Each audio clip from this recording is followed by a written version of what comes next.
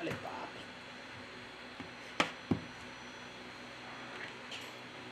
Con la ayuda de una pistola de calor, aplicamos 90 grados Celsius, tiempo de 4 minutos.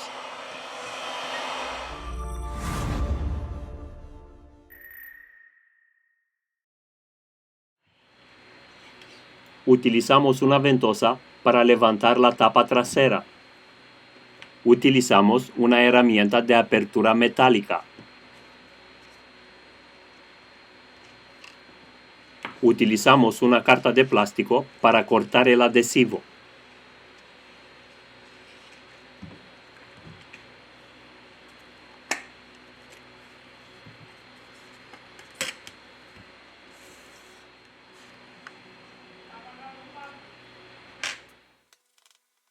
Retiramos los tornillos de la carcasa intermedia.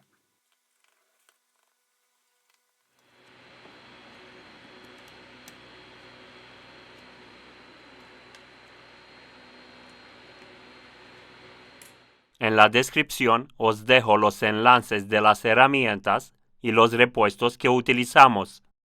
Si te ha gustado el vídeo, no olvidar el like. Muchas gracias. Retiramos la antena NFC.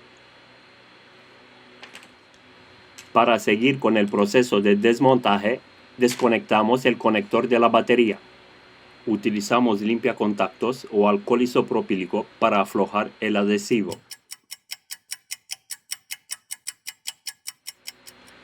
Utilizando una herramienta de plástico, vamos a despegar la batería. Hemos acabado el proceso de desmontaje.